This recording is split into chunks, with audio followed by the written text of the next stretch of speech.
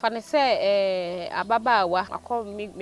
me boy ho ana me kunu ho ebedi agoro kakra se bi me bosume no enso ye ebeso chinechi na bia mistakenly agudie ni mu a ye fafafafa ye ho na mistakenly no mebu me nsa mate na tesem se ye bone ye fin ne nipa ne aka na ho ntisa ne no betimi aye me da ase ene se asem embema no bebre na sebe omne oba da na de oken menses no asem no na abebom papa bi ntwam ebi so da yesu se ono oba ate no oba bu ne nsa kora wose kokokoro bra wose kokokoro bra na yenye emma enye kora ne die adabraka ye nuanu mbema sebe wa ya hyebutim saa wa ye bida wadaroma ya adwensa kyenye na woso a wonnimu a ato kwan mu na aba ne saa menyusu saa word wonnim ato kwan aba ne saa ana wa ye bie twam memfa ayibi kakra enkyereti so ma no kwan dia oh fa bibia pese odi kyire bia wei wa abe ho abe ne bi kra na wei echi se mehwe a ye fe na abetuo obi ane se na haban bia ofre no ana wei dudu na so fre no aya efa ho ni di wo benya bi ne hia obenya wa abe ho mienu wei na wa abe ho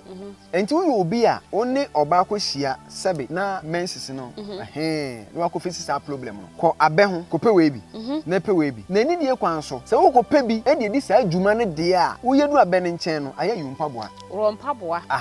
na ti wei ni bi 3 ana 7 wei no so fa abetu no 3 ana 7 na fa bom obepe bula ana se nsutene okay bula na nsutene ana nyanko nsuo ebia banya bia san ko fom yensa no papa se asem wei de mebisa wo se be wo bi wo ho a na wa kire yetie pa me pe obi wo mpeme metima bibia fa ho bebre se me hu abrante bia me dono pa abrante ne se mempew se papa sa nipa no de na obeye wo haban bi wo be keka aboma be ma na aboa no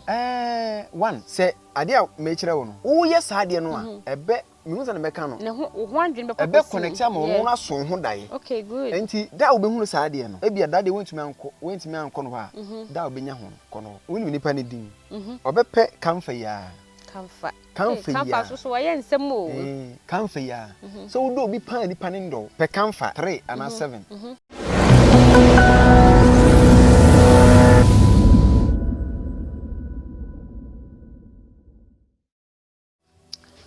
ede nyankopon ase ene eda sonkon so a ene wasa ade akyeye mi amigye efem na afia ade pa gagai se wuhia mikrom na aka gagai ameje osunu mama boza ene so ye da foforo ene okuku dambi ene odi form apa ye modi kan hwe ni previous videos odi fo ata won ene betwetwe nkomo se ne dedi kan na ye no ene kwa de mu odu chen kane no iti pacho eya jemre subscribe to YouTube channel, comment ne share ne like so person ne papa no so di nkomo a ne number egu screen no so no contact no obetie na waso no wadi hu nkomo na Nyankopon aka no ho ama problem ai wo no o ma solve every ho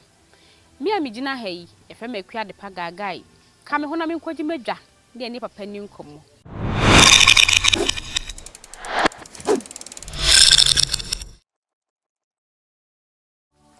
ya bia se da me ka kire mo no enne me kai se one day ti mo ka kire se mo pese mo san so ehu ye papa osofo atabiem enne nso so ya ba na so ye ya bre enne kwa na oni adaje ma be se ye betwa enti ya ba ene ne se betwetwe nkomo de mo kan ye no ya ama mo hu do nti ne ye wo ho mo ni ho aye ni ho papa esa mo akwa ba biem yo meje mo so one day tv for so ma feel me so ma feel so ma feel ene omuso mo chia wo nso sa mo akwa aba meje mo so papa o mo ni ho aye ni ho enti se na de bia ka no mo push video no madaroma mo push ya ho de no acha ya bo mo de aso be comment no wa like no wa share ama wonua nso so a owo fie no na nsan so atumi akabi pacho se bibi koso e wo program no so no wani anje ho pacho o comment e be hwe ne edi ho djuma papa se ne papa di kuma se ne de bia me ye no the number go screen do so pacho contact no o wa botre betimi no wadi nko do person komo bi o person ni di mfere o bed mo atene ma se na wode wa fa sunsun mu fam ama moa aye wo dia papa eja wo bi kan ye eja wususa ne mebu wo ho a wo ya wunimi se wunyini a ebenye nsunsun so enwura ne fe na bro akasa ho no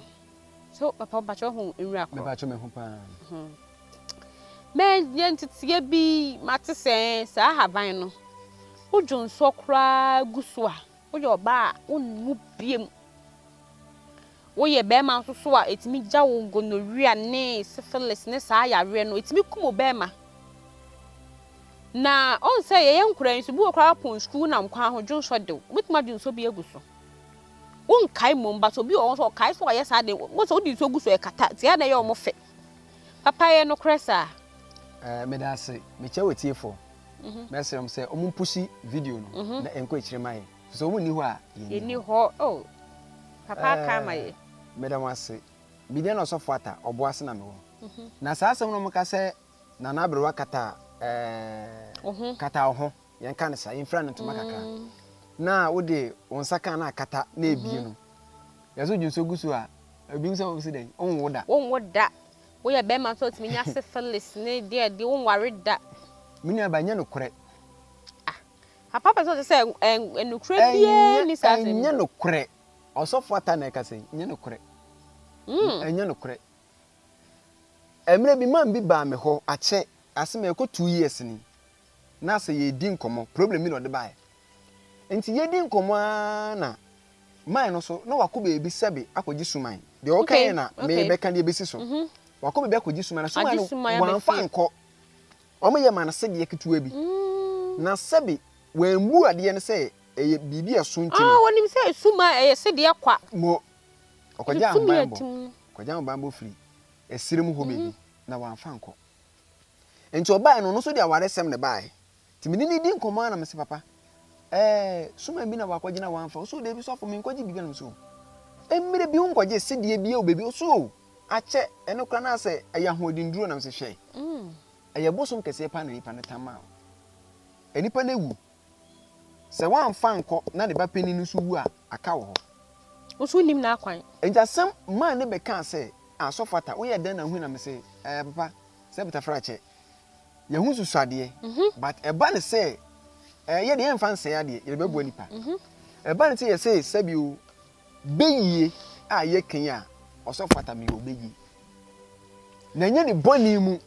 se na ebi mu edwene no de bi beye ya de papa me ka besi anana bro no so beye ya de papa ebu nipa na enipa ni mu bi kasa nti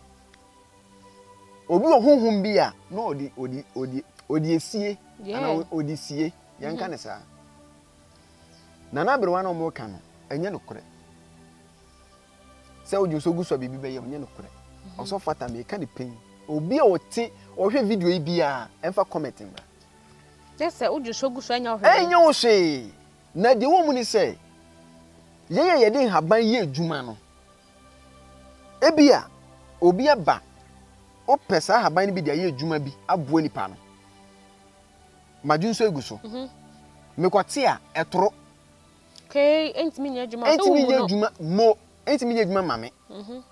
entimi a me di ye adwuma ne de e masede se me obo ho ban me bo ho ban se me ndwunso nguso me finka no mo se ne be ya se ne ubu no ni nti no de ye bibia e be ye adwuma mame good but what you say na enye se bitafra che obi onam ho akwa ende metro mass ne VIP ade kolong jeni e pake kwa ho ye dwunso ho ye dwunso so emma no de o na che so bia ko no baby enye no kore udwunso gwa haban so ahwe nya na mum wo a wodi ye adwuma de wo a wodi ye adwuma de woni kwan se sebe odwunso gu so na mum se wodwunso gwa haban so a ye sere e bia na mo fa ncham yi wodu baby aho kire aba sebe baby e se wodwunso be boa wa ne ahaban so wo be sere na wodwunso so me kai say na me na bi etiase isi ade obako abrewa kra wonti be na ntibe ye kwa fom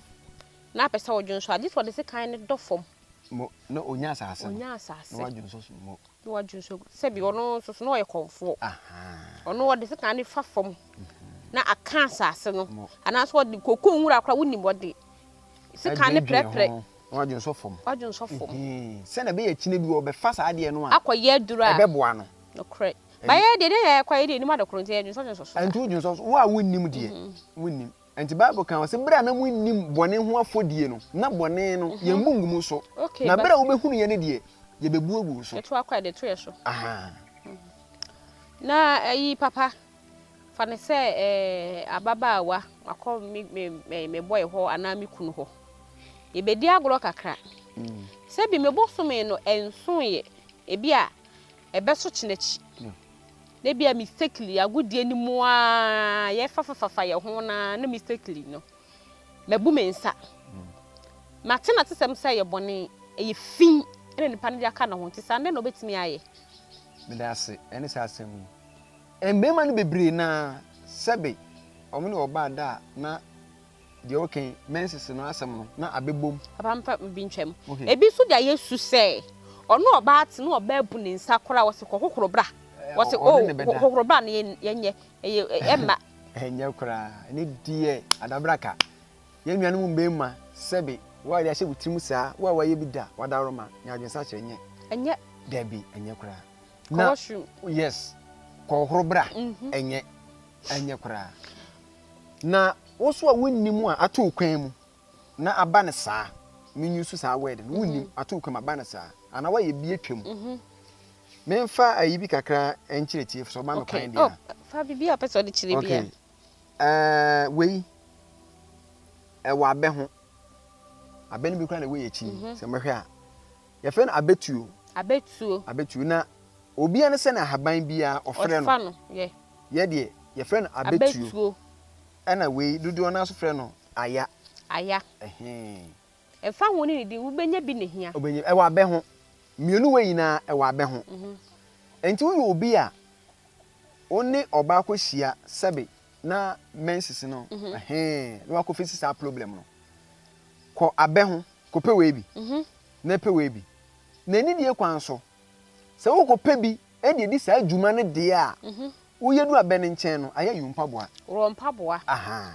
wo yedu ne nchen no yumpa boa na ti we ni bi 3 ana 7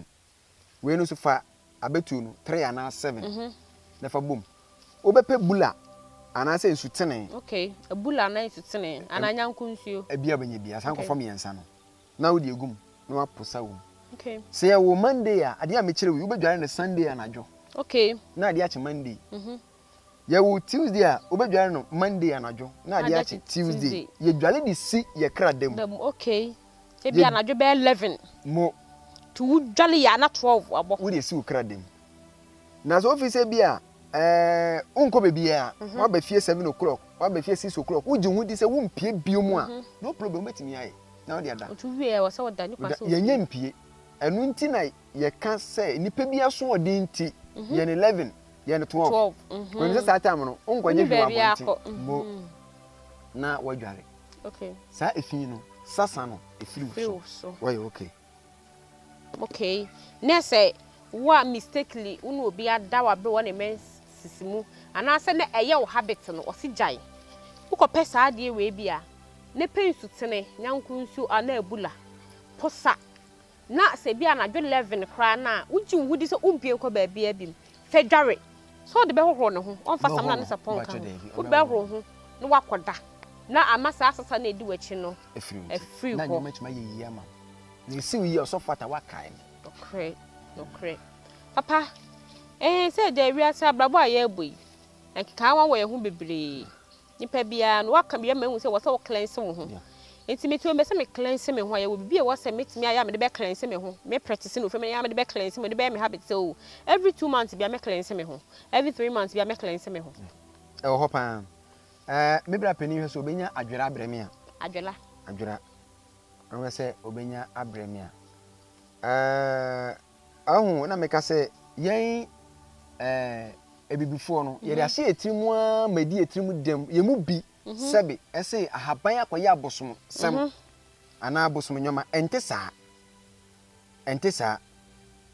ahaban enye abosom nyoma ahaban ya ade a ebuo nipa pan wa abrabom se wo ho 3 months 6 months 1 year obetimi ape eye adwera no onya adwera ni papa mu no na nka pe abra no ma ba ko kan abra no ma fita ba ko kan ni papa mu no na enam enipa bi kasa bi nti ohwe osofo atechira kwan oba be yama no because what compound house oko fa abra no ma oko pa adwera ade a chiro bi wo fie o ya kase na oku no ohwe osofo atechira aya bomodin ya ne number no egu screen so contact no na owie nso so abahwebo modern so obe comment na wa share no like na se de bia no mu do nti na yetututu kwan kwa akire ekope eyibrɛ mu videos ebrɛ mu nti se mo hwe a mo no se mo be hya memu nua bi enso nsa kan ehu sa adwuma na ye no mo ni gye mo ehu se mo ni gye ho mo comment ni ehu sa de na ye no ye mbre ntu mo ni gye ho na de ye no so eboa mo do obetwe bi obi aso practice de wontumi no contact no na eni ni nkomo enti ka ope abonoma aha me da se brapani adwora ni adwora na ya kan ni enso hwe Psalm 51 verse number 7 David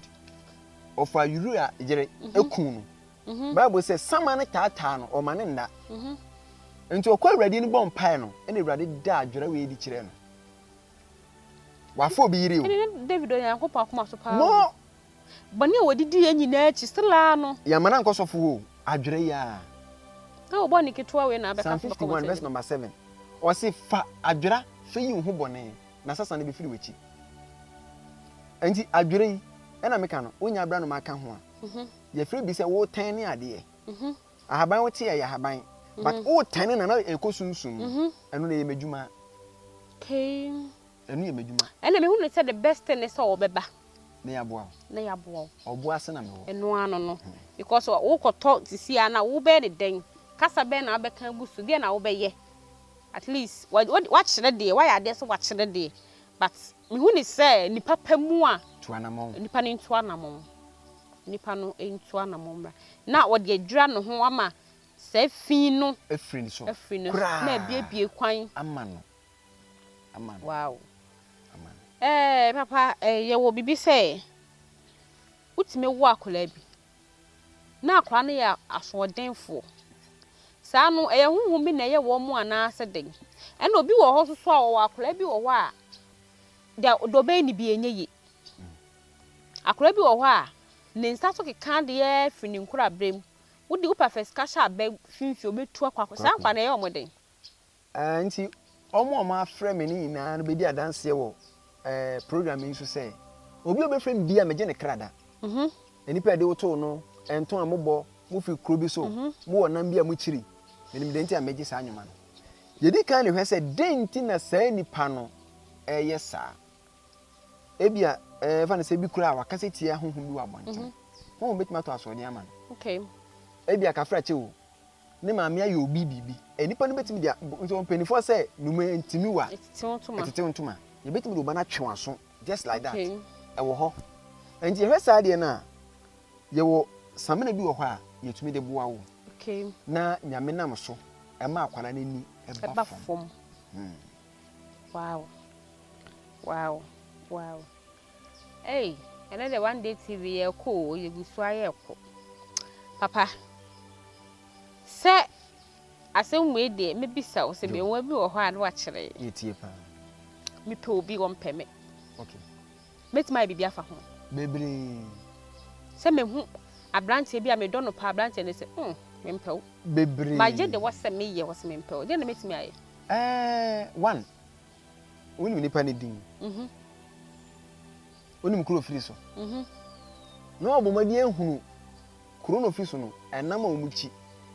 wow na papa obi o hwa ono kra no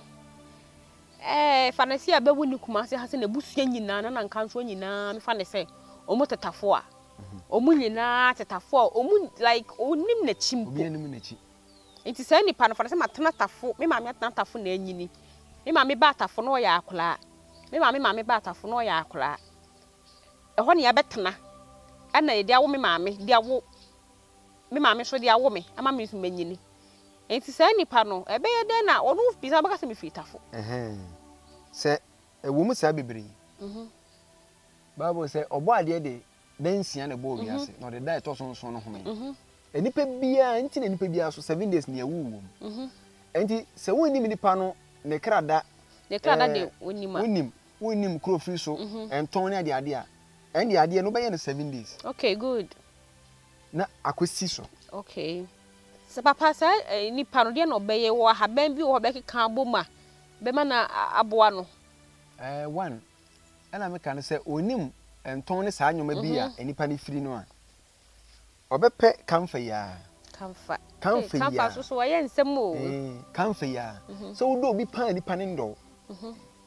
pe kamfa 3 and 7 wo da fa che osum ni ase wo ko da bi aboni pani din 1 se ade a me kire wo no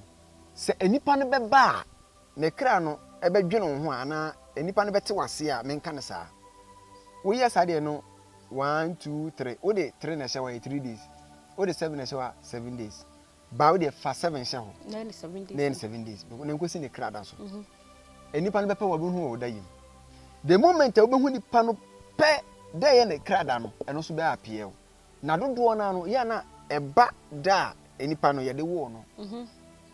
ye fa se obeda so Monday hu hwe Tuesday hu hwe fa se Sunday no hu nipa no de bu a no hu no bia wo kasa wo kasa e de ni normal hu ni kwa be fa so be hu ni bia ni timi so be nese that day ni nipa na kra dodo na no me fa se dodo na timi ko si nipa na kra da enti wo ro hu ni sa no pa oni nipa na kono se wo kono nipa na nka nche so waso ho da ya na de bekesua wase meme be omo chiro wonka be ma kra wonka wonka no e ma na yekeka se e de beka no me kire se wo ye sa de no a ebe me hu se na beka no ne ho andwen be ebe connect am wo na so ho da ye okay good enti da wo be hu sa de no ebia da de wentumi anko no ha da wo be nya ho kono obetimi aka ukura me so ho da ye o na bia ye nam ha na ye yesin na ye yesin de owo no so fa bum okay sa akwaku ni se ye se hwirama na atwetwe nwomba a connect ya no etu wi akamfa no be ni den obetu egu obepeti jansha na bola so otu egu ko de open no bia metu e me dasbo ma fichire metimi da gu me dasbo no dia na muwa me wonya babia ni parodo tu bole gu a wo de we kire ko tumi fro ka ekotugu so anya hwe mate